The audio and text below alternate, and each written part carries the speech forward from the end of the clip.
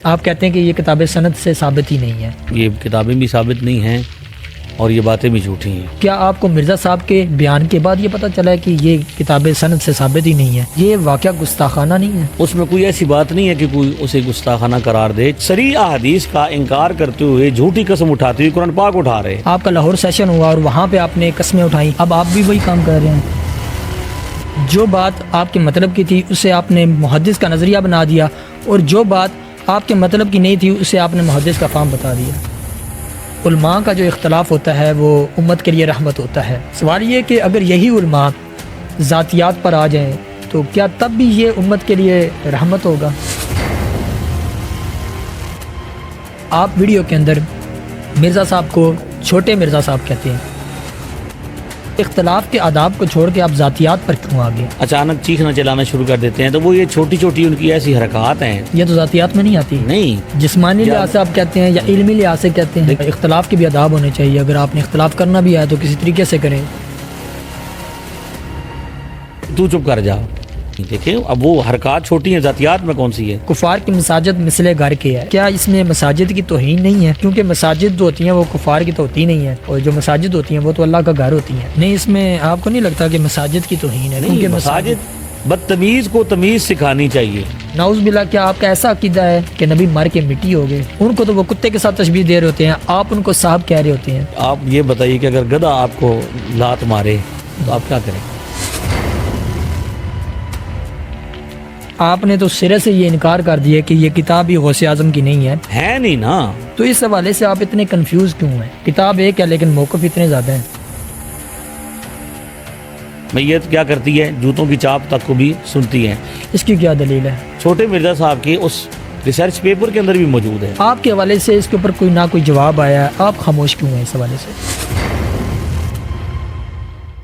بسم اللہ الرحمن الرحیم. میرا نام ہے احسن اور آپ دیکھ رہے ہیں نیکسا پاکستان. آج ہمارے اس پوڈ کاسٹ میں جو شخصیت موجود ہیں وہ محقق بھی ہیں، عالم دین بھی ہیں، شیخ الحدیث بھی ہیں، مفتی بھی ہیں، جناب مفتی حسن رضا یلدرم صاحب. آج ہمارے اہل سنت کے نوجوان ہی الجھنوں کا شکار ہیں، چاہے وہ مسلکی اختلافات ہوں، رفع یدین کا معاملہ ہو، مفتی صاحب کے دعوے ہوں، یا علماء کرام کے باہمی رویے ہوں. تو انشاءاللہ اس حوالے سے بھی سوالات کریں گے. اور یہ بھی یاد رکھیے گا کہ یہ پوڈ کاسٹ نہ کسی کی حمایت میں ہے اور نہ یہ کسی کی مخالفت میں ہے. آپ ہی کے ذہنوں میں آنے والے سوالات اور اشکالات کو مفتی صاحب کے سامنے آج پیش کروں گا تاکہ مفتی صاحب اس کا جواب حکمت بھرے انداز میں دیں. مفتی صاحب، سب سے پہلے تو آپ کا بہت شکریہ کہ آپ نے ایک دفعہ پھر وقت عنایت کیا. اللہ تعالیٰ آپ کو جزائے خیر عطا فرمائے. آمین. آپ کا بہت بہت شکریہ. آپ آئے ہمارے مرکزی دارالعلوم میں. اللہ تعالیٰ آپ کو جزائے خیر عطا فرمائے. آمین. جزاک اللہ. مفتی صاحب، آپ کی سوشل میڈیا پہ ایک ویڈیو سرکولیٹ ہو رہی ہے جس کے حوالے سے آپ یہ کہہ رہے ہیں کہ اب تو لوگوں نے جھوٹی قسمیں کھانا شروع کر دی ہے رفع یدین کے معاملے میں، اور اتنے ڈیٹ ہو چکے ہیں کہ انہوں نے جھوٹی قسمیں کھانا شروع کر دی ہیں. اور کچھ دن پہلے یا کچھ مہینے پہلے آپ کا لاہور سیشن ہوا اور وہاں پہ آپ نے قسمیں اٹھائیں اور اپنی بات کو منوانے کے لیے ویسے ہی آپ نے بھی قسمیں اٹھائیں. تو اس حوالے سے کیا کہیں گے کہ وہ قسمیں تو پہلے آپ ان کے حوالے سے بات کر رہے تھے، ان پہ تنقید کر رہے تھے، اب آپ بھی وہی کام کر رہے ہیں؟ اس حوالے سے ہماری گزارش یہ ہے کہ آپ سب سے پہلے دونوں ویڈیوز کو غور سے سماعت کریں اور دیکھیں. میں نے کچھ عرصہ پہلے غیر مقلدین کے عالم دین ہیں یوسف پسروری صاحب، اچھا، ان کی ایک ویڈیو کا رد کیا تھا کہ وہ ایک ویڈیو میں یہ کہہ رہے تھے کہ قرآن پاک ہاتھ میں اٹھا کے کہ میرے ہاتھ میں قرآن پاک ہے اور میں قرآن پاک اٹھا کے یہ کہہ رہا ہوں، قسم اٹھا رہا ہوں کہ نبی پاک صلی اللہ تعالی وسلم نے ایک نماز بھی بغیر رفع یدین کے نہیں پڑھی. اسی طرح ان کے ایک اور مولوی صاحب ہیں، وہ ان کا بھی ویڈیو لگائی تھی کہ وہ بھی اسی طرح کہہ رہے تھے کہ مجھے کعبے میں لے چلو، کعبے کا غلاف پکڑ کے میں یہ کہوں گا کہ قسم اٹھاؤں گا کہ میں نے نبی پاک صلی اللہ تعالی وسلم نے ایک نماز کا ایک رکوع بھی بغیر رفع یدین کے نہیں پڑھا. اس کے جواب میں ہم نے یہ کہا تھا کہ جب کہ احادیث کی کتابوں کے اندر، سیاست شریف کے اندر کتابوں کے اندر روایات موجود ہیں، نبی پاک صلی اللہ تعالی وسلم نے رفع یدین کو ترک کر دیا، ترک رفع یدین کی روایات موجود ہیں. ان کے ہوتے ہوئے یہ قسم اٹھانا کہ نبی کریم علیہ الصلوۃ والسلام نے ایک نماز بھی بغیر رفع یدین کی نہیں پڑھی، یہ تھی علمی خیانت. اور جو میری قسم کے حوالے سے جو چیز وائرل کی گئی ہے، ایک تو یہ ہے کہ کاٹ کے اس کو لگایا گیا، ابھی جو اپنے مطلب کی باتیں چھوٹے مرزا صاحب کے جو چھوٹے چھوٹے ساتھی ہیں، ان کا طریقہ یہ ہے کہ وہ دوسروں پر الزام لگاتے ہیں کہ ہم ان کا کلپ، ہمارا کلپ کاٹا جاتا ہے، جبکہ آپ خود اس کو دیکھیں گے کہ اس کے اندر پوری بات نہیں کٹا ہوا ہے. اس کے اندر میں جس بات کی قسم اٹھا رہا ہوں وہ یہ ہے کہ میں بچے سے یہ کہہ رہا ہوں کہ جب میں اسے کہتا ہوں کہ یہ آپ پڑھ لیں حدیث شریف، تو اس نے کہا کہ مجھے عربی نہیں آتی، میں چونکہ میں اس کے سامنے کتاب رکھی صحیح. تو میں نے کہا کہ میں ترجمہ جو کر رہا ہوں اس کو آپ دیکھ رہے ہو. تو اس نے کہا میں آپ کا ترجمہ نہیں مانتا. اچھا. تو میں نے کہا بھی آپ کو عربی آتی نہیں ہے, میرے ترجمے پر آپ کو اعتبار نہیں ہے, تو کسی نہ کسی ترجمے کو تو ماننا پڑے گا. تو میرا حلف دراصل اس بات پہ تھا, یہ میں ہر جگہ پہ جاتا ہوں جہاں بھی کوئی پبلک سیشن ہوتا ہے تو میں اس سے پہلے یہ حلف دیتا ہوں کہ میں اپنی نیت کا حلف دیتا ہوں کہ میں یہاں آپ کے پاس آیا ہوں تو میں اللہ کی رضا کے لیے آیا ہوں. میں نے کسی سے کوئی مطالبہ نہیں کیا, کوئی ڈیمانڈ نہیں کی, اور میرا مقصد یہاں پہ علمی حوالے سے آپ کی رہنمائی کرنا ہے, لوگوں تک حق پہنچانا ہے. میرا جو مقصد ہے وہ کوئی ذاتی طور پر عزت حاصل کرنا یا اپنی کوئی پروموشن کرنا نہیں ہے, دنیا کی طلب نہیں ہے, اللہ تعالیٰ کی رضا ہے. تو میں اپنی نیت کا حلف دے رہا ہوں, اپنی دلیل پر حلف نہیں دے رہا. یعنی اس میں یہ بات ہے کہ آپ اپنی ذات پہ حلف دے رہے ہیں, اپنی نیت پہ حلف دے رہے ہیں, لیکن وہ جو قسم ہے جس کے اوپر آپ بات کر رہے تھے وہ حضور صلی اللہ تعالیٰ علیہ وسلم کے عمل پر قسم دے رہے تھے. وہ تو دلیل کا انکار کر رہے ہیں نا. میں نے یہ قسم تو نہیں اٹھائی کہ نبی پاک صلی اللہ علیہ وسلم نے ایک نماز بھی رفع دین کے ساتھ نہیں پڑھی.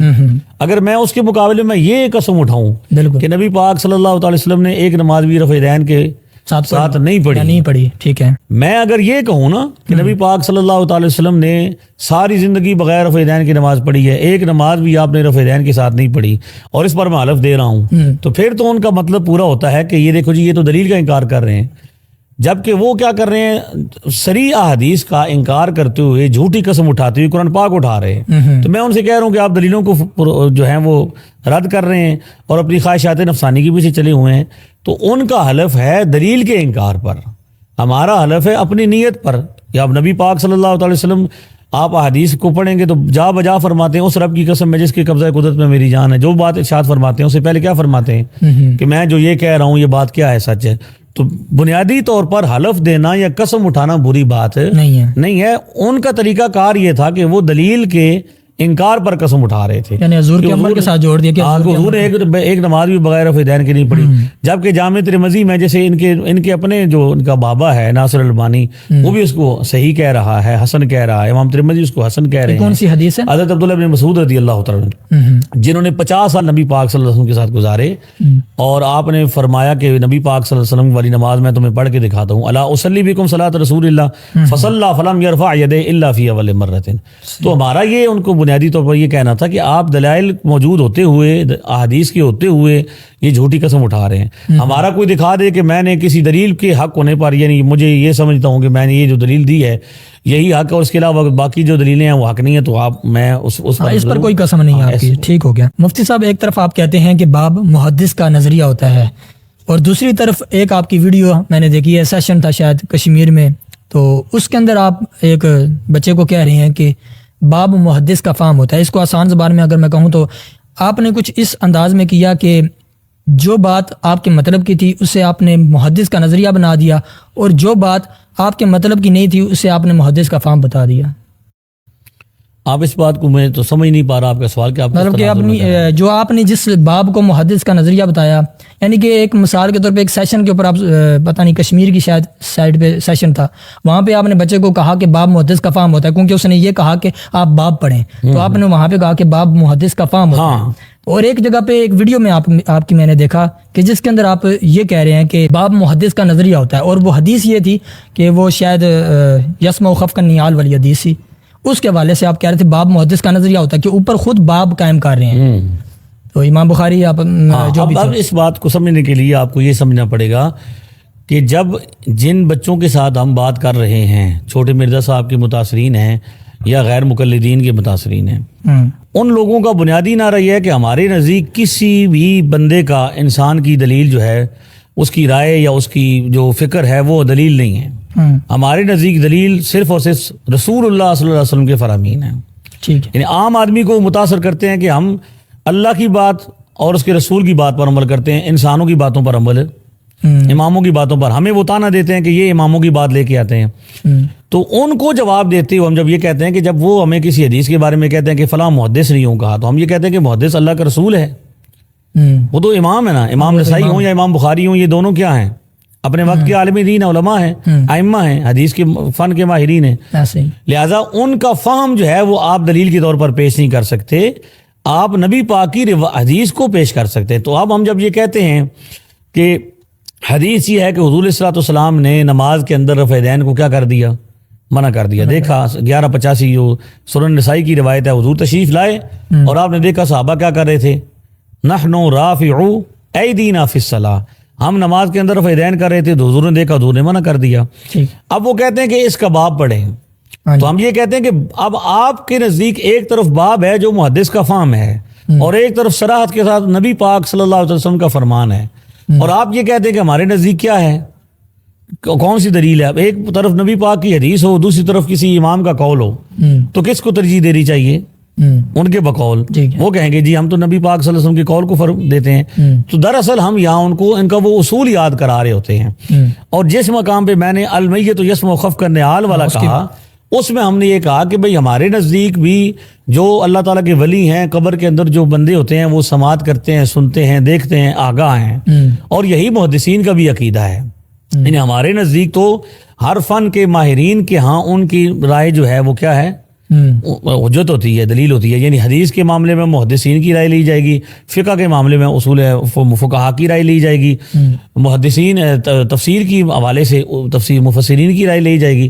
ہمارے نزدیک تو ہر لکل فن رجال, ہر فن کا ایک مرد ہوتا ہے, تو ان کو ہم کیا کرتے ہیں, تسلیم کرتے ہیں. لیکن یہ دھوکہ یہ دیتے ہیں کہ عام آدمی کو یہ کہہ کر اپنے ساتھ شامل کرتے ہیں کہ ہم نے صرف اللہ کی بات ماننی ہے اور اس کے رسول کی بات ماننی ہے. جبکہ اندر چلے جائیں تو پھر کیا ہوتا ہے, پھر وہی بات ہوتی ہے, اس سے اگلے درجے کی بات ہوتی ہے. لیکن وہ نظریہ تو آپ نے ادھر کہا نا کہ وہ, میں نے ان کے نظریے کا جواب دیا نا. ہمارا نظریہ تو یہی ہے کہ محدث کا فہم اپنی جگہ پہ کیا ہے, دلیل ہے. اب ایک ہوتا ہے جب میں نے یہ کہا کہ بھئی حدیث شریف ہے, امام نسائی 2 روایتیں لے کر آئے ہیں, اس مقام پر 2 روایتیں لے کر آئے ہیں, تو ظاہر ہے ان کے نزدیک 2 روایتیں ہیں, یہ 1185 اور 1186 2 الگ الگ روایتیں ہیں. اور اس کے اوپر وہ باب ہے, اس کے ادھر باب ہے کہ نماز کے اندر ہاتھ اٹھانے کا, یعنی سلام کے وقت ہاتھ اٹھانے کا. تو سلام کے وقت والی روایت 1186 ہے, نماز والی 1185 ہے. تو کسی ایک عنوان کے تحت کیا کرتا ہے, محدث عنوان باندھ دیتا ہے. ہمارا جواب ان کو یہ ہے, جس پر آپ اس کو سمجھنے کی کوشش کریں کہ بھئی آپ کے نزدیک تو یہ حجت نہیں ہونا چاہیے. پہلی بات تو یہ ہے جو ان کو جو کہتے ہیں کہ ہمارے نزدیک تو نبی پاک کی, چھوٹے مرزا صاحب نہیں کہتے کہ ہمارے نزدیک تو دلیل اس کی حجت ہے جس کی قبر کیا ہے, مدینے میں, مدینہ شریف میں ہے. تو یہ جو ہے امام نسائی وہ ہیں جن کی قبر مدینے میں ہے, امام مسلم وہ ہیں, تو ہم ان کو اصل میں آئینہ دکھاتے ہیں. ٹھیک ہے جی. یعنی کہ وہ اگر اس باب کی بات کی جائے تو وہ باب محدث کا نظریہ ہے یا وہ فہم ہے؟ دیکھیں وہ تو فہم ہے نا, اس کا تو بتا دیا بھی. دو چیزوں سے متعلق ہے کہ 2 مقامات پر دراصل سرکار دو عالم صلی اللہ علیہ وسلم نے مختلف جگہوں پر اور مختلف اوقات میں رفع یدین کو منع کیا. ہم نے اپنی کتاب مسائل نماز میں اس کو ترتیب کے ساتھ حدیث یسمع خفق النعال والی ہے اس سے والے, ہاں اس میں تو یہ ہے نا کہ وہ محدثین کا یہ نظریہ ہے کہ میت کیا کرتی ہے, سنتی ہے. تو ہم ان کو یہ دکھاتے ہیں کہ ہماری جو عقیدہ ہے, نظریہ ہے, وہ محدثین کا بھی کیا ہے, نظریہ, وہی نظریہ ہے. اس کی کیا دلیل ہے؟ اس پر وہ دلیل دے جو حدیث جو نیچے آ رہی ہے. حضور نے فرمایا کہ جب اس کو میت کے وہ رسا اس کو دفنا کے جاتے ہیں تو اس کی کیا کرتے ہیں, قدموں کی چاپ بھی وہ کیا کر رہے ہوتے ہیں, وہ سنتا ہے. امام بخاری نے اس پر باب باندھا ہے, المیت یسمع خفق النعال, میت کیا کرتی ہے, جوتوں کی چاپ تک کو بھی سنتی ہے. تو ہم ان سے یہ کہتے ہیں کہ جو بخاری کی رٹ لگاتے ہیں وہ کہتے ہیں مردہ نہیں سنتا. قاری خلیل صاحب مذاق اڑاتے ہیں کہ اگر آپ جو بندہ کہتا ہے کہ مردہ سنتا ہے, باپ کی قبر پر جا کے سلام کریں, جواب آئے تو سمجھ لیجئے گا. تو ان کا ہم یہ بتا رہے ہوتے ہیں کہ آپ کا نظریہ تو محدثین کے ساتھ بھی نہیں مل رہا ہوتا, آپ ان کا نام کا صرف چورن بیچ رہے ہیں, حقیقت میں آپ کے ان کے عقائد کے ساتھ کوئی تعلق نہیں ہے. تو امت مسلمہ کا قدیماً اور حدیث یعنی جدید اور قدیم جتنے بھی مسلمان ہیں سب کا یہی عقیدہ ہے, نظریہ ہے. دراصل بات یہ ہے کہ بھئی جو کشمیر والے پبلک سیشن میں جب ایک بچہ یہ کہتا ہے کہ بھئی اس میں باب آپ دیکھیں, تو میں اسے یہ آئینہ دکھانا چاہتا ہوں کہ آپ لوگوں کے مطابق تو کسی امام کی رائے حدیث کے مقابلے میں قابل قبول ہی نہیں. جب آپ کے سامنے صریح حدیث آ گئی ہے تو آپ حدیث شریف کو مانیں, بجائے اس کے کہ آپ اس حدیث کو رد کریں اور اس کے مقابلے میں کسی امام کی رائے کو ترجیح دیں.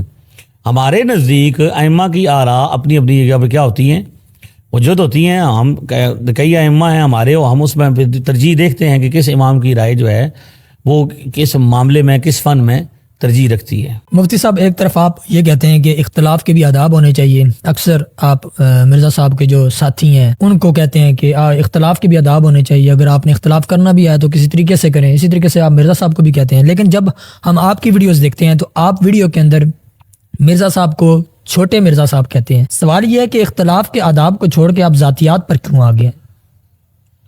آپ کیا سمجھتے ہیں کہ جب ہم چھوٹے مرزا صاحب کہتے ہیں تو اس کا کیا مطلب ہوتا ہے؟ چھوٹا مرزا اب سمجھ تو ظاہری تو یہی آتی ہے ان الفاظ میں کون سی ایسی بے ادبی یا ایسی غیر اخلاقی چیز پائی جاتی ہے کہ اس میں آپ ہمیں یہ بتائیں کہ لفظ چھوٹے میں بے ادبی ہے، جسمانی لحاظ سے آپ کہتے ہیں یا علمی لحاظ سے کہتے ہیں؟ دیکھیں اس پر تو جب انہوں نے اعتراض کیا تھا جب مفتی منیب الرحمان صاحب 25 جنوری کو 2025 کو یہاں تشریف لائے تھے، تو اس میں یہ کہا تھا کہ مجھے چھوٹے مرزا صاحب کہتے ہیں، تو خود ہی انہوں نے اپنے کیا فی لگایا کہ اگر تو کاسٹ کی وجہ سے کہتے ہیں تو پھر تو مجھے بڑا کہیں، اور اگر آپ اس وجہ سے کہتے ہیں بڑے مرزا کے مقابلے میں تو پھر مجھے آپ یوں نہ کہیں۔ تو اب مسئلہ یہ کہ ہم نے اس کا جواب ان کو دے دیا تھا اچھا کہ ہم آپ کو چھوٹے مرزا صاحب اس لیے کہتے ہیں کہ آپ چھوٹی چھوٹی باتیں کرتے ہیں، آپ ان کو دیکھیں کہ وہ جب باتیں کرتے ہیں، گفتگو کرتے ہیں تو نقلیں اتارتے ہیں، نتنیں پھلاتے ہیں، اچانک چیخنا چلانا شروع کر دیتے ہیں، تو وہ یہ چھوٹی چھوٹی ان کی ایسی حرکات ہیں، یہ تو ذاتیات میں نہیں آتی۔ نہیں دیکھیں اب وہ حرکات چھوٹی ہیں، ذاتیات میں کون سی ہے کہ جب وہ ذکر کرتے ہیں، اس بات کو ذکر کرتے ہیں، یعنی ایک تو اختلاف ہے کہ اختلاف کو ڈسکس کرتے ہوئے ہم نے کبھی بھی کسی بندے کو بدتمیزی سے نام نہیں لیا ان کا بھی، بلکہ ہمیں تو اس بات پر لاہور کے پبلک سیشن میں ایک بچے نے مجھ سے کہا کہ آپ صاحب نہ کہا کریں، تو ہم نے ان کو کہا کہ ہم یہ اخلاق نبویہ کا حقیقی جو اصل میں وہ تو کہتے ہیں نا بھی مجھے اخلاق نبویہ سے حصہ ملا ہے، اخلاق نبویہ سے حقیقی طور پر کیا ہے، یہ اس کا نمونہ ہے کہ ہم علماء جو ہوتے ہیں انبیاء کے وارث ہوتے ہیں، تو لہٰذا وہ یہ تو نہیں کہ رد نہیں کر سکتے، رد تو ہم کرتے ہیں، اچھے طریقے سے کرتے ہیں، اور چھوٹے مرزا صاحب سے مراد ہم نے بتایا کہ ان کی چھوٹی چھوٹی حرکات ہیں، جب وہ چھوڑ دیں گے تو ان کی خواہش کے مطابق ہم ان کو بڑا مرزا بھی کہنا شروع کر دیں گے۔ اس میں کوئی ایسی بات نہیں ہے کہ بھئی بڑے مرزا بڑے بھی، ابھی تک انہوں نے بڑے والی کوئی بات کی نہیں ہے نا، ابھی تک وہ چھوٹی چھوٹی باتیں ہیں، اب انہوں نے کون سا ایسا کام کیا جو بہت بڑا ہو، اس لیے یہ کوئی ایسی بات نہیں ہے اس میں تھے۔ اب یہ کچھ علماء کہتے ہیں جی مرزا جیل میں یوں کہتے ہیں، جی ایسے کہتے ہیں، کچھ تو ہر بندے نے اپنی ایک اصطلاح اور ٹرم بنائی ہے بات کرنے کے لیے، تو ہم نے ان کو کیا دیا ہے، مرزا ہیں کہ نہیں ہیں، وہ مرزا تو ہے، چھوٹے ہیں کہ نہیں ہیں، یعنی وہ اب والد صاحب سے اپنے ان کے والد صاحب بھی ہیں، وہ خاندان میں چھوٹے ہوں گے، تو چھوٹا لفظ کوئی ایسی بات نہیں ہے کہ جس میں کیا ہو، مطلب آپ علمی لحاظ سے کہتے ہیں یا ان کے ہر حوالے سے وہ چھوٹے ہیں نا جی، علمی لحاظ سے بھی آپ دیکھ لیں کہ ان کی کیا پوزیشن ہے، کہ وہ کہتے ہیں عربی زبان میں ران کو کیا کہتے ہیں، پٹ کہتے ہیں، تو ہم ان سے یہ بڑے ان کے وقار کے ساتھ کہتے ہیں، اور میرا خیال یہ ہے کہ وہ خود انہیں بھی اس بات کا احساس ہے کہ یہ کوئی ایسی بد اخلاقی والی بات نہیں ہے۔ چھوٹے مرزا صاحب یہ 3 لفظ ہیں، ان تینوں میں سے کوئی بندہ بھی اہل علم کہے کہ جناب اس میں کوئی بے ادبی ہے، کوئی ذمہ دار عالم دین کہے تو ٹھیک ہے، ہم اس کو واپس لے لیں گے۔ مفتی صاحب ایک طرف آپ یہ دعویٰ کرتے ہیں کہ ہم نے انجینئر محمد علی مرزا کے کافی ساتھیوں کو ہم نے ریورس کر دیا ہے، اور دوسری طرف مرزا صاحب کی زبان سے جب نازیبا الفاظ نکلتے ہیں تو آپ کی طرف سے نہ کوئی فتویٰ، نہ کوئی تحریر، نہ کوئی ویڈیو، ایسی کوئی چیز آتی ہے جس کے اوپر مطلب کہ ہم یہ دیکھ سکیں کہ آپ کوئی دندان شکن جواب دے رہے ہوں۔ لیکن دوسری طرف ہم یہ دیکھتے ہیں کہ بہت سے علماء کرام نے اس کے اوپر کافی زیادہ ان کو کرٹیسائز بھی کیا، اور کئی لوگوں نے تو کہا کہ یہ مطلب کہ یہاں پہ گستاخی نہیں بنتی، اور کچھ نے کہا کہ گستاخی بنتی ہے۔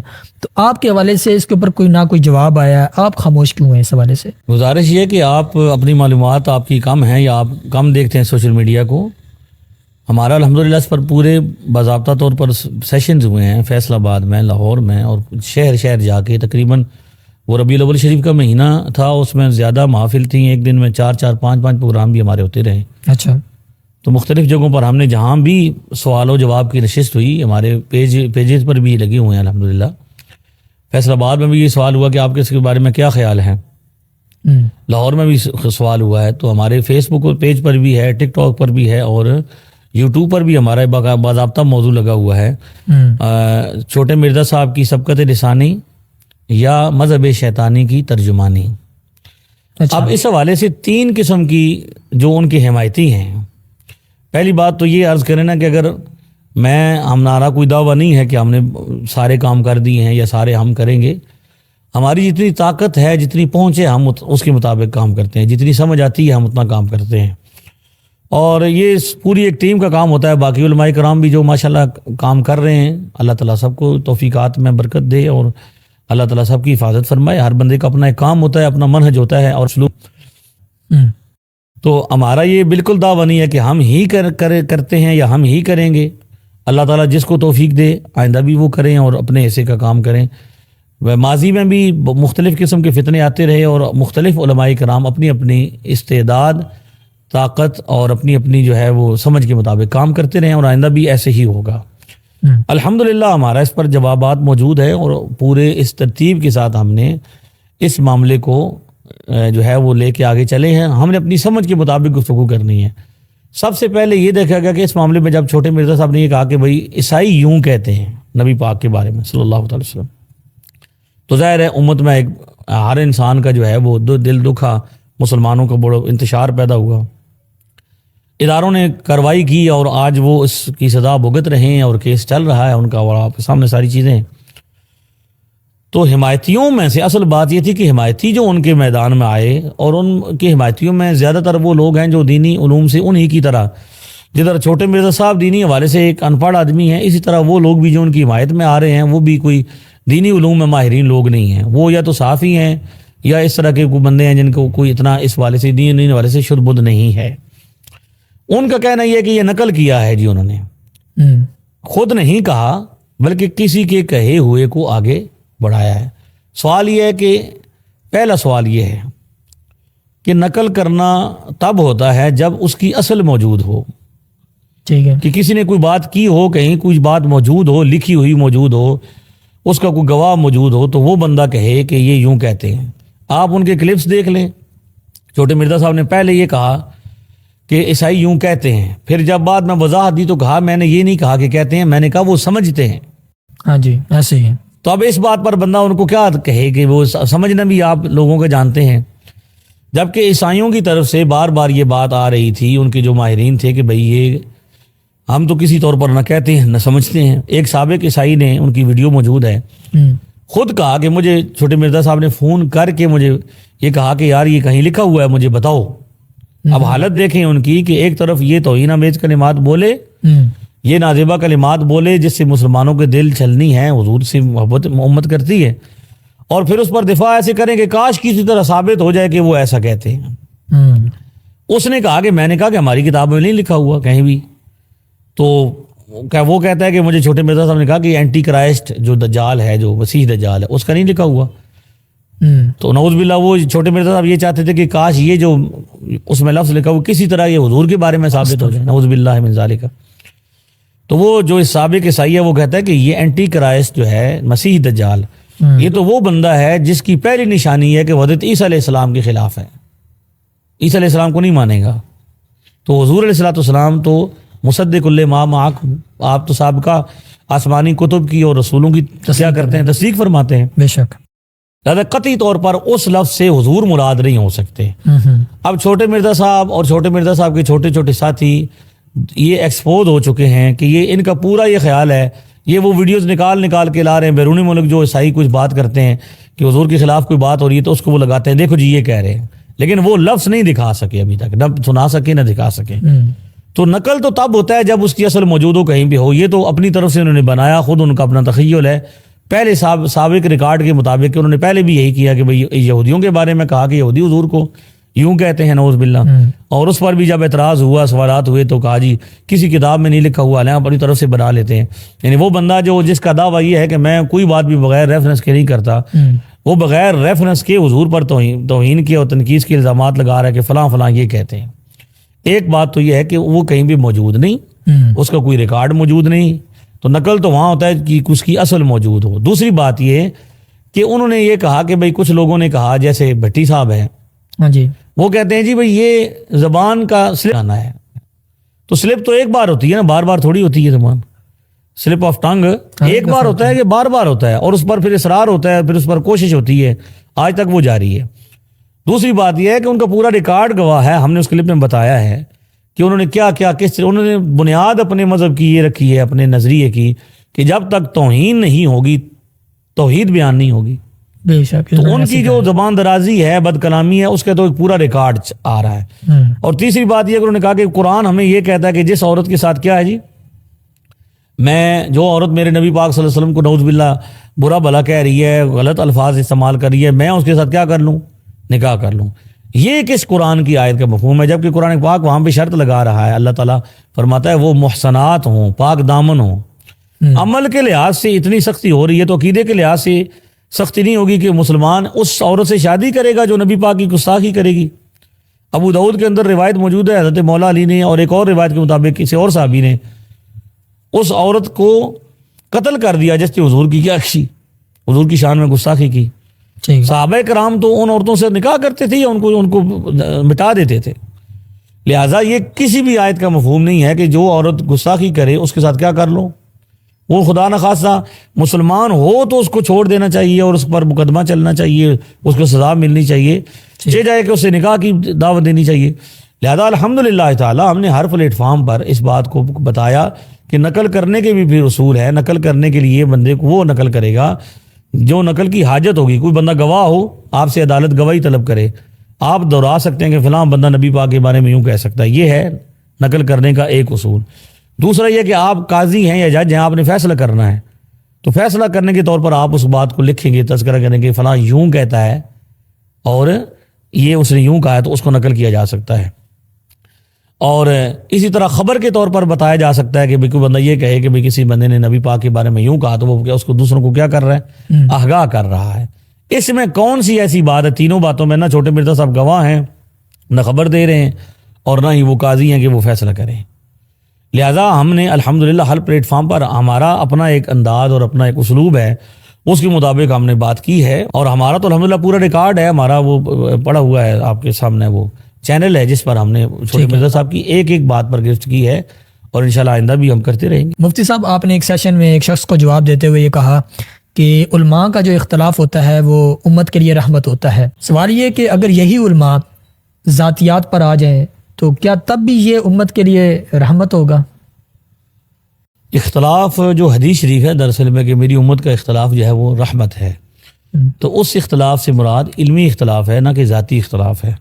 تو ذاتیات کی بنا پر جو اختلاف اور ایک دوسرے کو جو ہے وہ کوسنا ہوتا ہے, یہ عام طور پر طبی چیزیں ہوتی ہیں, ان پر کوئی رحمت والی بات نہیں ہے, نہ اس کا کوئی فائدہ ہے اور نہ اس کا سوائے نقصان کے اور کچھ بھی نہیں ہے. مفتی صاحب, مرزا صاحب اعلیٰ حضرت کو بہت زیادہ کرٹیسائز کرتے ہیں اور بار بار یہ کہتے ہیں کہ جناب ان کے فتاوی جات میں بہت ساری ایسی باتیں ہیں جو خلاف شرع ہیں. اب جیسے انہوں نے ایک یہ بات ہائی لائٹ کی, انہوں نے کہا کہ اعلیٰ حضرت سے کسی نے سوال کیا کہ وہابیہ کی مسجد میں نماز ہو سکتی ہے, تو انہوں نے کہا کہ کفار کی مساجد مثل گھر کے ہے. مفتی صاحب اس حوالے سے رہنمائی فرما دیں, کیا اس میں مساجد کی توہین نہیں ہے؟ کیونکہ مساجد جو ہوتی ہیں وہ کفار کی تو ہوتی نہیں ہے, اور جو مساجد ہوتی ہیں وہ تو اللہ کا گھر ہوتی ہیں. پہلی بات تو یہ ہے میرے بھائی کہ آپ نے کہا کہ وہ اعلیٰ حضرت کو کرٹیسائز کرتے ہیں, تو ان کی جرت نہیں ہے کہ وہ اعلیٰ حضرت کو جواب دے سکیں یا ان کا رد کر سکیں. اور اگر دنیا یہ سمجھتی ہے کہ بدتمیزی کرنے سے کسی بندے کا کوئی یعنی وہ ہو سکتا ہے, کسی کو رد کیا جا سکتا ہے, تو بدتمیزی میں تو ظاہر ہے مرزا صاحب کا ثانی کوئی نہیں ہے.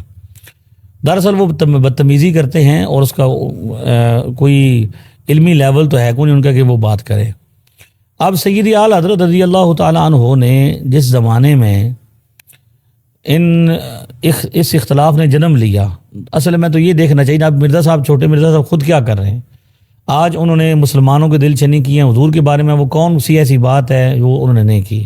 منی گاڈ کا نظریہ چھوٹے خدا کا انہوں نے پیش کیا توحید کے نام پر, اور کیا کیا انہوں نے گل کھلائے ہیں جن کو, یعنی اب ان کی پہچان یہ ہے کہ بھئی وہ ماں باپ کے سامنے کہیں گے, وہ اپنے اسٹوڈنٹس جو نام نہاد اسٹوڈنٹس ہیں, منہ بولے اسٹوڈنٹس ہیں, ان کو کہتے ہیں کہ آپ والد صاحب کے سامنے کھڑے ہو کے کہیں ابا جی تسی تے شاہی کو نہیں, اماں جی تسی تے شاہی کو نہیں.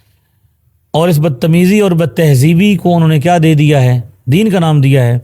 اسی طرح سیدی اعلیٰ حضرت کے زمانے میں کچھ وہ لوگ تھے جو علم کے نام پر انہوں نے بدتمیزی اور بد تہذیبی کو عام کرنا چاہا, اور سرکار دو عالم صلی اللہ علیہ وسلم کے بارے میں, اللہ تعالیٰ کی ذات کے بارے میں ایسے ایسے ہلکے الفاظ استعمال کیے جو کسی بھی مسلمان کو زیبا نہیں دیتے.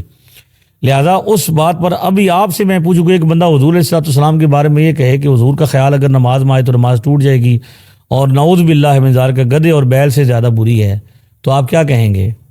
آپ اسے مسلمان کہیں گے؟ اس کی مسجد, اس نے جو مسجد بنائی ہو برائے نام, اس نے جو وہاں پہ, میں یہی تو کہہ رہا ہوں, یہ ساری باتیں چھپی ہوئی ہیں کتابوں کے اندر موجود ہیں. چھوٹے مرزا صاحب کے اس ریسرچ پیپر کے اندر بھی موجود ہے, اور خود انہوں نے وہی باتیں جو اعلیٰ حضرت نے کی ہیں ان کے بارے میں, تو انہوں نے وہ ساری باتیں اسی لحاظ سے رد کیا ہے. لہذا گستاخ یا بے ادب کو اسی طرح جواب دیا جائے گا جس طرح وہ کہتا ہے, تو اس کے بارے میں یہی جواب ہوگا.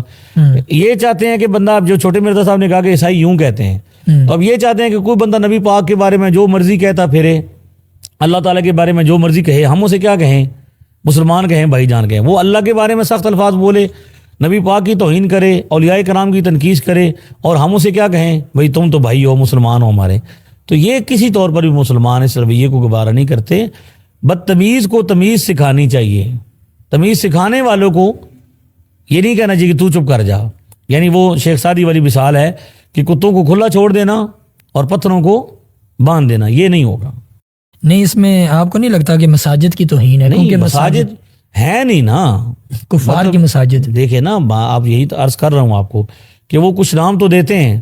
اب میں آپ کو کہتا ہوں مرزائی قادیانی ہے, وہ بھی اپنے انہوں نے جب شروع میں انہوں نے شروع کیا تو انہوں نے کہا کہ ہم بھی کیا کہیں گے, اپنے جہاں عبادت کرتے ہیں وہاں کیا کہیں گے, اس کو مسجد کہیں گے. تو چھوٹے مرزا صاحب ذرا ہمت کریں کہ ان کو کہیں, وہ تو قانون میں موجود ہے کہ وہ اپنے عبادت خانے کو کیا کہہ سکتے ہیں, مسجد نہیں کہہ سکتے. حالانکہ وہ خود کہتے ہیں, یہ سمجھتے ہیں مرزائی جو ہے. یہاں پہ تو پاکستان کا میں یہی کہہ رہا ہوں نا. اب وہ جو آپ اس پورے بیک گراؤنڈ کو پڑھیں گے, جب اس بیک گراؤنڈ کے جائیں گے, جو اعلیٰ حضرت تمہید ایمان جو پورا فتویٰ لکھا ہے, اس میں جو جن عبارات پر گفتگو کی ہے, ظاہر ہے اب ایک مجلس میں تو ممکن نہیں ہے, تو آپ اس پر اسپیشل پوڈ کاسٹ رکھیں تو ہم کہیں گے کہ اختلاف ہمارے دیوبند کے ساتھ جو اختلاف ہے وہ کیا ہے, تو اس پر ہم تفصیل سے بات کریں گے. چھوٹے مرزا صاحب آدھی ادھوری بات بتانے والے بندے ہیں, نمبر بنانے ہوتے ہیں انہوں نے, کچھ آقاؤں کے سامنے, کچھ لوگوں کے سامنے انہوں نے کیا بنانے ہوتے ہیں, اپنی انہوں نے واہ واہ کرانی ہوتی ہے. ورنہ یہ بات وہ خود بھی اب نہیں کہہ رہے, ہمیں کیا کہہ رہے ہیں, مسلمانوں کے بارے میں کہتے ہیں یہ ختم نبوت کے ڈاکو ہیں. تو ختم نبوت کے ڈاکو کیا ہوتے ہیں, مسلمان ہوتے ہیں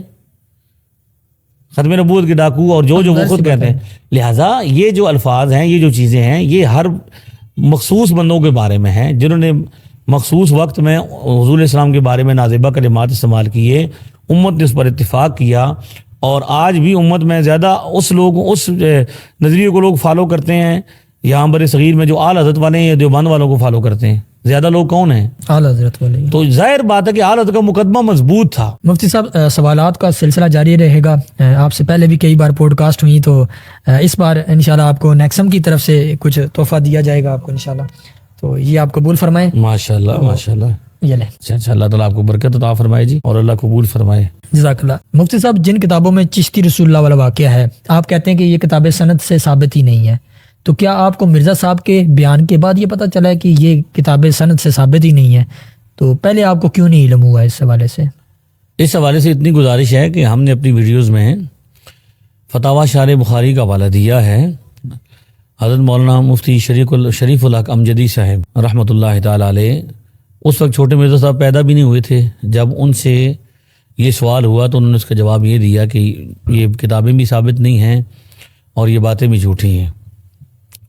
مسئلہ یہ کہ چھوٹے مرزا صاحب نے اس بنا پر اپنی دکانداری چمکانے کی کوشش کی, تو ان کو پھر جواب دیا گیا. آئندہ بھی اگر کوئی بندہ اعتراض کرے گا تو اس کو جواب دیا جائے گا نا. چھوٹے مرزا صاحب کو خواہ مخواہ یہ لگتا ہے کہ بھئی میرے آنے سے یہ ہوا ہے اور میں نے اس کو کیا ہے. اس پہ جوابات ہو چکے, بلکہ چھوٹے مرزا صاحب سے پہلے جن سے چھوٹے مرزا صاحب نے کاپی پیش کیا ہے, غیر مقلدین حضرات, طالب الرحمان صاحب ان کے مناظر ہیں, تو انہوں نے بھی اٹھایا تھا ایک مناظرے میں, تو اس کو بھی جواب دیا گیا. اس سے پہلے بھی کئی مناظرے ہوئے ہیں, تو یہ چیزیں پہلے ہو چکی ہیں, آلریڈی ان کے جوابات ہو چکے ہیں. مفتی صاحب, پچھلی پوڈ کاسٹ میں بھی یہ سوال کرنا چاہتا تھا لیکن ٹائم کی قلت ہونے کی وجہ سے نہیں کر پایا.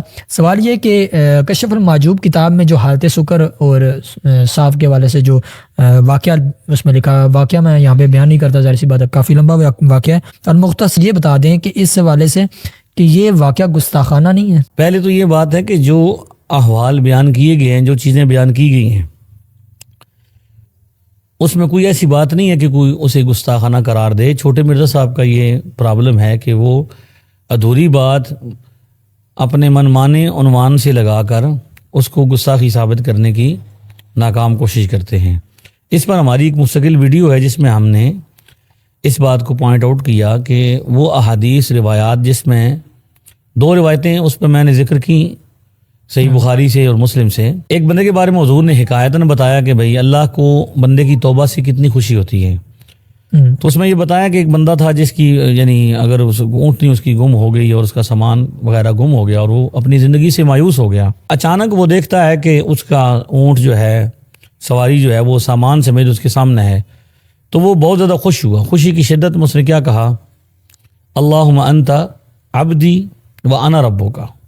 حالانکہ کہنا کیا چاہیے تھا, اللہم انت ربی و انا عبدک, اے اللہ تو میرا رب ہے, میں تیرا کیا ہوں, بندہ ہوں. لیکن خوشی کی شدت سے بے قابو ہو کر اس کے منہ سے کیا نکلا ہے کہ اللہم انت عبدی و انا ربک, یا رب تو میرا بندہ ہے میں تیرا رب ہوں. سرکار دو عالم صلی اللہ علیہ وسلم نے اس کے بارے میں کفر کے قول نہیں کیا، بلکہ اس کا ایمان ہی کی بات کی کہ یہ شدت کی بات ہے، یہ کیفیت کی بات ہے. اب چھوٹے مرزا تو چونکہ بیسیکلی ایک دینی طور پر بالکل ان پڑھ آدمی ہے، لہذا وہ ان اصطلاحات کو سمجھ نہیں سکتے کہ بندے پر مختلف قسم کی کیفیات وارد ہوتی ہیں. آج بھی بندہ شدید غم میں مبتلا ہو تو غم کی حالت میں جو وہ اسٹیٹمنٹ دے گا وہ مختلف ہوگی، شدید خوشی کی حالت میں جب وہ ہوگا تو وہ جو اسٹیٹمنٹ دے گا وہ کیا ہوگی، مختلف ہوگی. تو انبیاء علیہ الصلوۃ والسلام جن سے انسانیت سے ہیں، لہذا ان کی بھی وہ کیفیات جو بعض صورتوں میں بیان ہوئی ہیں. تو اس میں کوئی ایسی بات نہیں ہے کہ حالت سکر ایک اصطلاح ہے، حالت صاح بھی کیا ہے، ایک اصطلاح ہے. اب محدثین کی اپنی اصطلاحات ہیں، مفسرین کی اپنی اصطلاحات ہیں، اور صوفیاء کی اپنی، تصوف بھی ایک باقاعدہ طور پر علم ہے، ان کی بھی اپنی اصطلاحات ہیں. لہذا جب تک ایک بندہ ان اصطلاحات کو سمجھ نہ لے، ان کے بارے میں پوری طور پر بنیادی معلومات حاصل نہ کر سکے، تو اس نے یہ سمجھا کہ سکر کا معنی ہوتا ہے کہ نشہ. سکر کس کو کہتے ہیں؟ نشے کی حالت کو کہتے ہیں. جبکہ تصوف کی اصطلاح میں اس کا معنی اور ہے، وہ ایک خاص کیفیت ہے جو ایک بندے پر طاری ہوتی ہے جب بندہ اللہ کی محبت میں گم ہوتا ہے. تو اس صورت میں جیسا کہ ایک روایت سے بھی ہم نے استدلال کیا کہ اس صورت میں کوئی فتویٰ بندے پر نہیں لگتا. شریعت یہ کہتی ہے کہ قاضی یا جج بھی جب فیصلہ کرے تو وہ بہت زیادہ خوشی کی شدت میں نہ ہو، بہت زیادہ غصے میں حالت میں نہ ہو، بہت زیادہ وہ کیا ہو، غم کی حالت میں نہ ہو، وہ نارمل حالت میں ہو، تاکہ وہ فیصلہ کرتے ہوئے کیا کرے. اسی لیے سرکار دو عالم صلی اللہ علیہ وسلم نے مختلف اوقات میں جو چیزیں ارشاد فرمائی ہیں ان کے بارے میں فرمایا کہ یہ چیز میں یعنی خاص کیفیت کے حوالے سے ہے، خاص اس کا حکم ہے، یعنی خاص اس کا موقع ہے. تو موقع محل کے لحاظ سے، چونکہ اس سے پہلے آپ نے مجھے یہ بتائیے کہ کتنے لوگ پہلے بھی گزرے ہیں، یعنی وہ لوگ جو تصوف کو نہیں مانتے، اہل حدیث حضرات بھی ہوں گے، دیوبند حضرات بھی ہیں. داتا صاحب پر کتنے علماء ہیں جو اعتراض کرتے ہیں؟ پہلے کوئی پہلے آپ نے سنا کہ کسی نے داتا صاحب پر اعتراض کیا ہو؟ جبکہ بر صغیر کے جتنے بھی معروف اولیاء کرام ہیں، آج بے شک وہ لوگ کچھ ایسے ہیں جو ان کی کرامات کو یا ان کی اس فضیلت کو نہیں مانتے، لیکن ان کے احترام بہرحال وہ اپنی کتابوں کے اندر کرتے آئے ہیں. تو اس کا مطلب یہ ہے کہ یہ چیزیں پہلے بھی تھیں، ان کو کسی نے گستاخی یا بے ادبی نہیں سمجھا. چھوٹے مرزا صاحب کی چونکہ عقل چھوٹی ہے، اس لیے وہ ان چیزوں کو سمجھ نہیں پاتے، اور وہ کیا کرتے ہیں، شور مچانا شروع کر دیتے ہیں کہ یہ کیا ہے، گستاخی. تذکرۃ الاولیاء میں ایک واقعہ موجود ہے جس میں ایک خواب بیان کیا گیا ہے کہ امام اعظم ابو حنیفہ رحمۃ اللہ علیہ نے نبی کریم صلی اللہ تعالیٰ علیہ وسلم کی قبر مبارک میں ہڈیوں کو جمع کیا، اور یہی واقعہ کشف المحجوب میں ہڈیوں کی جگہ استخوان مبارک لکھا گیا ہے. تو نعوذ باللہ، کیا آپ کا ایسا عقیدہ ہے کہ نبی مر کے مٹی ہو گئے؟ اس حوالے سے صرف اتنی گزارش ہے کہ اس کو بھی سمجھنے کی ضرورت ہے کہ خواب ہوتا ہے. خواب کے اندر نظر آنے والی چیز کا مطلب یہ نہیں ہوتا کہ وہ حقیقت پر ہے. خواب ایک اشارہ ہوتا ہے. ایک حدیث شریف ہے جس میں حضور علیہ السلام کی جو چچی ہیں حضرت ام فضل رضی اللہ تعالیٰ عنہ، وہ کہتی ہیں کہ میں نے خواب دیکھا کہ حضور علیہ السلام کے گوشت کا ٹکڑا جو ہے، گوشت کاٹا گیا اور وہ میری جھولی میں آگے گرا. اب یہ خواب انہوں نے دیکھا کہ حضور کے جسم کا ٹکڑا گوشت جو ہے وہ کیا گزرا ہے، میری گود میں گرا ہے، اور وہ گھبرا گئی، پریشان ہوئی. تو حضور نے فرمایا کہ یہ بہت اچھا خواب ہے، اس سے مراد یہ ہے کہ سیدہ فاطمہ کے ہاں بیٹا پیدا ہوگا، میرا جگر کا ٹکڑا، اور اس کو تم کیا کرو گی، اس کی پرورش کرو گی. سمجھ آ گئی ہے؟ خواب یہ ہوتا ہے کہ خواب میں کچھ دیکھا جاتا ہے، یہ اس کا مطلب یہ ہوتا ہے کہ وہ جو چیزیں نظر آ رہی ہیں اصل میں یہ ہے کہ اس کی تعبیر جو ہوتی ہے اس سے یہ سمجھا جاتا ہے کہ اس سے مراد کیا ہے. خواب عقیدہ نہیں ہوتا. خواب تو خواب اللہ تعالیٰ کی طرف سے ہوتا ہے کہ وہ کچھ چیزیں دکھائی جاتی ہیں، پھر خوابوں کی تعبیر کی مہارت رکھنے والے اس سے یہ ثابت کرتے ہیں کہ اس سے یہ ثابت ہو رہا ہے. تو اس سے قطعاً یہ عقیدہ نہیں کہ کسی نے اس کو بے ادبی سمجھا، یہ خواب دیکھا گیا ہے. اب حضرت ابراہیم علیہ السلام نے خواب میں دیکھا کہ وہ ذبح کر رہے ہیں. ہاں جی. تو کیا حقیقت میں انہوں نے ذبح کیا اس کو؟ حقیقت میں یہ تھا کہ اس کے بدلے میں اللہ تعالیٰ ایک قربانی چاہتا تھا جو مال کی قربانی تھی، لہذا ان کی قربانی کو کیا کیا، قبول کیا گیا. تو خواب دراصل اس کی کیفیات مختلف ہوتی ہیں، اس میں ایک چیز ہے، خواب کوئی نظریہ نہیں ہوتا. یعنی اگر امام اعظم نے خواب دیکھا ہے تو اس کا یہ مطلب نہیں بھی خواب انہوں نے اپنی مرضی سے دیکھا ہے. کیا کوئی بندہ اپنی مرضی سے خواب دے سکتا ہے؟ ایسا تو نہیں کہ میں یہ خواب دیکھوں گا. لہذا خواب کی صورت اور ہوتی ہے اور اس کی تعبیر کی صورت اور ہوتی ہے. چھوٹے مرزا صاحب کا پھر وہی مسئلہ ہے کہ آپ کہتے ہیں، آپ انہیں چھوٹا مرزا صاحب کیوں کہتے ہیں؟ تو چونکہ ان کی عقل چھوٹی ہے، وہ ان چیزوں کو سمجھ نہیں پاتے اور اس کو شور شرابہ. اگر اس طرح کی مثالیں ہم حدیث سے پیش کرنا شروع کر دیں تو پھر تو نعوذ باللہ کوئی بندہ بھی محفوظ نہیں رہے گا۔ چلیں، آپ نے چھوٹے مرزا صاحب کیوں کہتے ہیں آپ، تو اس حوالے سے تو آپ نے وضاحت دے دی، لیکن یہاں پہ اہل سنت کے نوجوانوں کا اعتراض بھی ہے کہ آپ ان کو صاحب کیوں کہتے ہیں، کیونکہ مرزا صاحب تو جو ہیں شیخ الحدیث ہیں، غوث ہیں، اور جتنے بھی ہمارے اکابرین ہیں یا معززین ہیں ان کو تو وہ کتے کے ساتھ تشبیہ دے رہے ہوتے ہیں، آپ ان کو صاحب کہہ رہے ہوتے ہیں، تو اس حوالے سے رہنمائی فرما دیں۔ اس حوالے سے گزارش یہ ہے کہ لاہور میں میرا ایک پبلک سیشن تھا، اس میں بھی ایک بچے نے ہم سے سوال کیا ہے، تو ہم نے اس کا جواب بھی دیا، وہ بھی ہمارے پیجز پر لگا ہوا ہے۔ پہلی بات تو یہ ہے کہ بھئی ہم اگر ایک بندہ گالی دیتا ہے تو ہم اس کے جواب میں گالی نہیں دیں گے۔ ایک بندہ اگر بری زبان استعمال کرتا ہے تو ہم اس کے مقابلے میں بری زبان استعمال نہیں کریں گے، ورنہ ان میں اور ہم میں کوئی فرق نہیں رہے گا۔ علماء کے بارے میں حدیث شریف ہے کہ ان العلماء ہم ورثۃ الانبیاء، علماء وہ ہیں جو انبیاء کے وارث ہیں۔ اللہ تعالیٰ نے ارشاد فرمایا کہ ادعو الی سبیل ربک بالحکمت والموعظۃ الحسنہ، اپنے رب کی طرف سے، اپنے رب کے رستے کی طرف اچھے طریقے سے، حکمت کے ساتھ اور اچھی نصیحت کے ساتھ بلاؤ۔ اب ایک داعی جو ہے، اسلام کا داعی، اسلام کی دعوت دینے والا، اس کی زبان کیسی ہونی چاہیے، یہ ہمیں حضور علیہ الصلوۃ والسلام کی سیرت سے دیکھنا پڑے گا کہ آقا علیہ الصلوۃ والسلام نے باوجود اس کے کہ لوگوں نے، دشمنوں نے آپ کے خلاف بہت ساری زبان درازیاں کیں، آپ پر تہمات لگائے، الزامات لگائے، حتیٰ کہ قرآن پاک میں موجود ہے کہ انہوں نے آپ کو نعوذ باللہ مجنون تک بھی کہا، اور کیا کیا انہوں نے آپ کے کو اذیتیں نہیں دی، لیکن ان اذیتوں کے مقابلے میں سرکار دو عالم صلی اللہ علیہ وسلم نے ان کے لیے وہ الفاظ یا وہ طریقہ استعمال نہیں کیا۔ کیوں کہ اللہ تعالیٰ کی طرف سے جو آپ کو پیغام ہے، جو حکم ہے، وہ کیا ہے کہ آپ نے اچھے طریقے سے لوگوں کو دعوت دینی ہے۔ لہذا اہل علم کا طریقہ یہی ہے کہ وہ جب بات کر دیں گے تو اپنا اصولی طور پر موقف بھی بیان کریں گے، جواب بھی پورا دیں گے، لیکن اپنی زبان کو صاف رکھیں گے۔ لہذا ہم کسی بھی بدتمیز بندے کے احترام کے قائل نہیں ہیں کہ جو انبیاء کی شان میں گستاخی کرے، اولیاء کرام کی شان میں گستاخی کرے۔ دنیا میں کوئی ایسا قابل احترام رشتہ نہیں جس کی شان انہوں نے بد زبانی نہیں کی، لیکن اس کے جواب میں ہم وہ زبان یا وہ طریقہ اختیار نہیں کرتے۔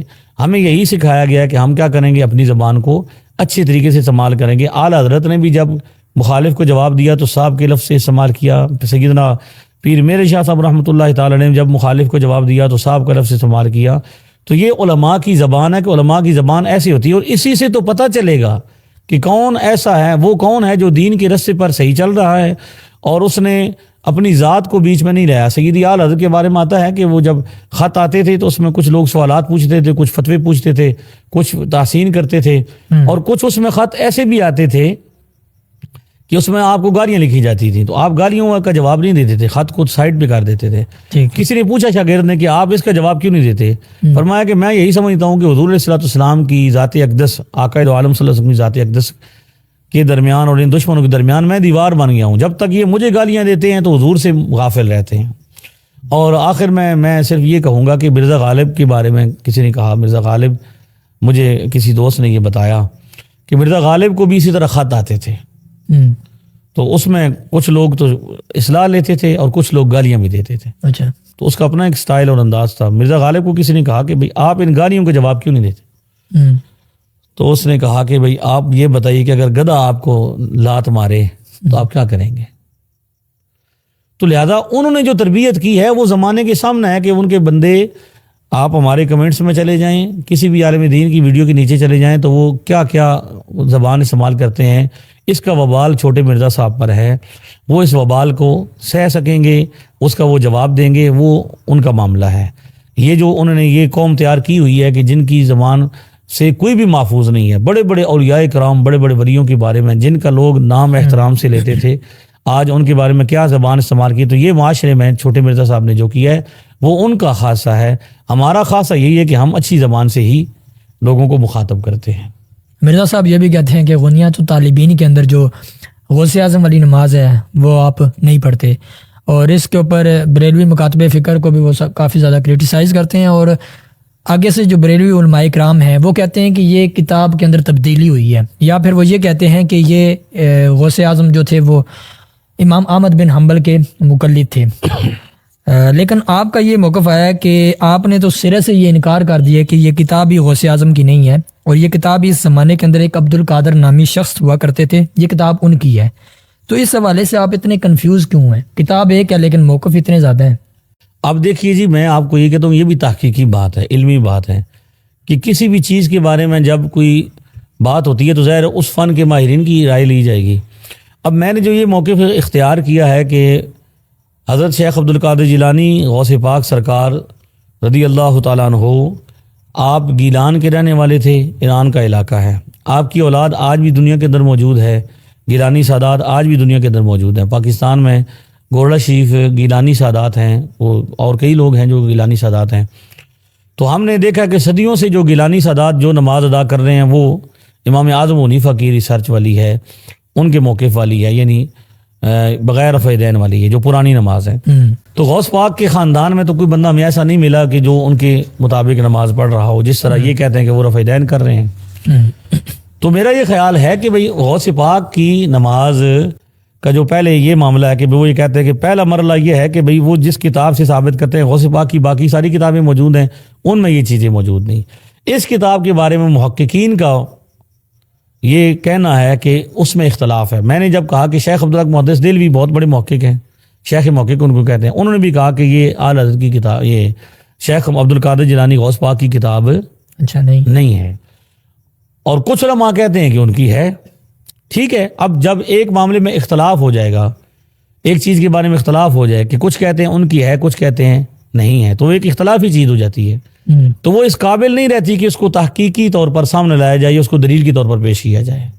جو چیز اختلاف والی ہوتی ہے نا، جس میں کچھ لوگ مانتے ہیں کچھ نہیں مانتے، تو وہ اس کو دلیل کے طور پر پیش تو نہیں کیا جا سکتا، اسی چیز کو پیش کیا جائے گا جو متفقن علیہ ہو، جس پر اتفاق ہو۔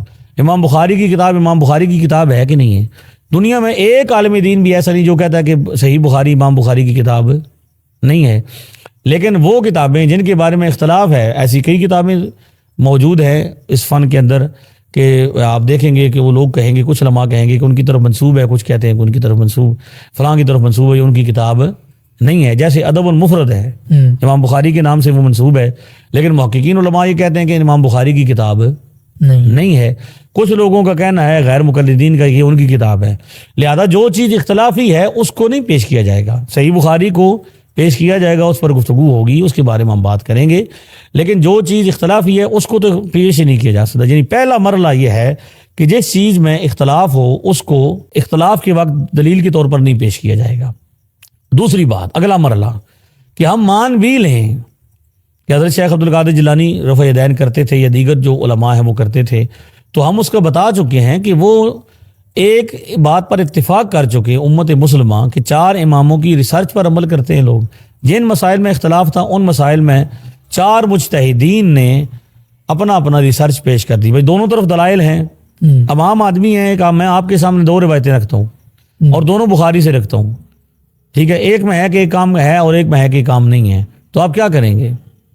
میں آپ کے سامنے 2 روایتیں پیش کرتا ہوں، ایک روایت کے اندر ہوگا کہ یہ کام کرنا ہے، دوسری روایت کے اندر ہوگا کہ یہ نہیں کرنا، تو عام آدمی کیا کرے گا؟ اب دیکھیں نا، یہ اب بچوں کو انہوں نے لگا دیا اس کام پر جو بچوں والا تھا نہیں، یعنی ایک پی ایچ ڈی لیول کی کتاب ایک 10ویں کے بچے کے ہاتھ میں پکڑا دی۔ اس سے کہا جائے ایک بچے کو آپ کہیں کہ مثلا آپ نے دیکھا ہوگا کہ ہمارے پبلک سیشن میں ہم جب حدیث پیش کرتے ہیں تو بچہ کیا کہتا ہے؟ یہ حدیث کیا ہے؟ ضعیف ہے۔ جب ہم ان سے پوچھتے ہیں کہ ضعیف کیا ہوتی ہے، ضعیف کہاں سے آئی ہے، ضعیف کا سب سے پہلے لفظ کس نے استعمال کیا؟ کیا نبی پاک نے کسی حدیث کو ضعیف کہا؟ صحابہ نے کہا؟ اللہ تعالیٰ نے کسی حدیث کے بارے میں حکم دیا کہ یہ ضعیف ہے؟ اور پھر نیچے آئیں گے تو محدثین کی بات ہوگی، تو محدثین کے بارے میں تو ان پر ایمان لانے کا حکم کہ وہ جو کہیں وہ مانیں گے، ان کی ریسرچ کو مانیں گے، اہل علم ہے، اہل فن ہے۔ ایک ہی حدیث کے بارے میں 2 محدثین کی الگ ہیں، ایک محدث کہتا ہے حدیث صحیح ہے، دوسرا کہتا ہے کہ ضعیف ہے، تو کیا کریں گے؟ لہذا اس صورت میں یہی حل ہے کہ جن مسائل میں اختلاف ہے، امت نے یہ فیصلہ کر لیا کہ 4 اماموں نے حق ادا کر دیا تحقیق اور ریسرچ کا، اب ایک بندہ ان میں سے کسی ایک کو کیا کر لے؟ فالو کر لے، وہ بندہ بری و ذمہ ہو گیا ہے، ٹھیک ہے۔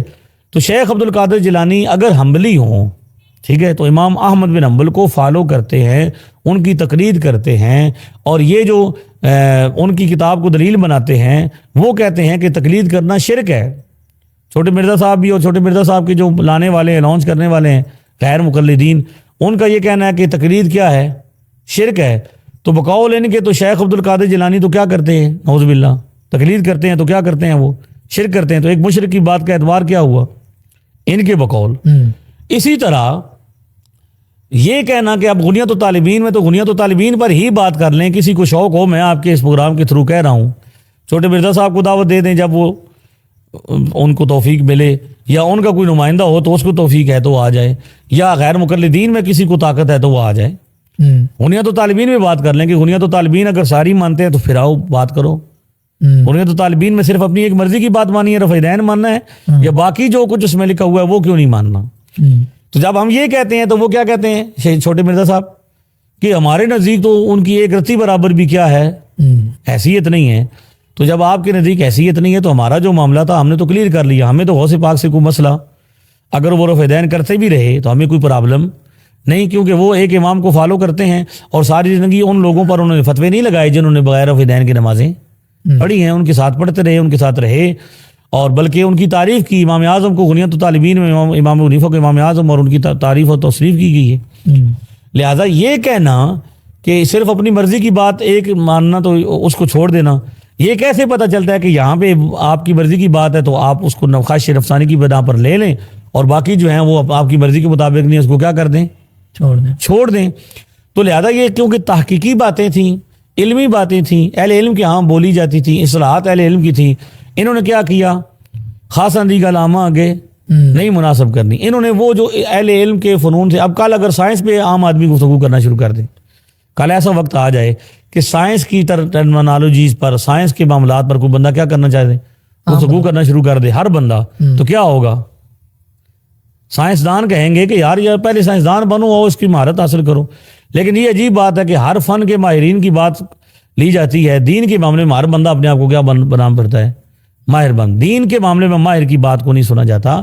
لہٰذا امت نے جب یہ فیصلہ کر دیا کہ 4 ماہرین ہیں جنہوں نے اپنی زندگی اس پر لگائی, ریسرچ کر لی, اختلافی مسائل میں انہوں نے اپنی ریسرچ پیش کر دی. اب ایک بندہ ایک ریسرچ پر عمل کر لے گا تو چونکہ وہ بھی دلیل کی بنا پر ہے, رائے کی بنا پر نہیں ہے. یہ بھی ایک عجیب بات ہے کہ امام اعظم حنیفہ رحمۃ اللہ تعالیٰ علیہ جتنے بھی مسائل پیش کرتے ہیں وہ اصول اور دلیل کی بنا پر ہیں.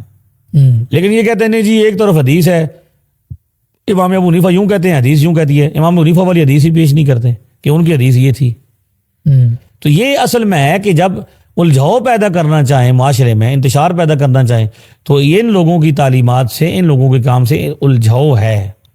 ٹھیک ہے, تو ہمیں شیخ عبد القادر جیلانی رضی اللہ تعالیٰ عنہ ہمارے وہ امام فقہ میں نہیں ہیں, ہم بتا چکے ہیں. ہمارے وہ تصوف میں امام ہیں. سلسلہ قادریہ میں لوگ ان کی کیا کرتے ہیں, جو وظائف ہیں, اوراد ہیں, روحانی معاملات ہیں, ان کو وہ لوگ فالو کرتے ہیں. فقہ میں ہم نے جس کو فالو کیا ہے وہ کون ہے؟ امام اعظم حنیفہ, جو پہلی صدی کے ہجری کے امام ہیں. اسی طرح جس طرح چھوٹے مرزا صاحب کہتے ہیں کہ اس معاملے میں امام بخاری کی رائے ٹھیک ہے اور اس معاملے میں امام مسلم کی ٹھیک ہے, اس معاملے میں امام بخاری کی ٹھیک نہیں ہے, کہتے ہیں کہ نہیں کہتے؟ انہیں بھی پتہ چل جاتا ہے کہ یہاں پہ اس کو لینا ہے اور اس کو چھوڑنا ہے.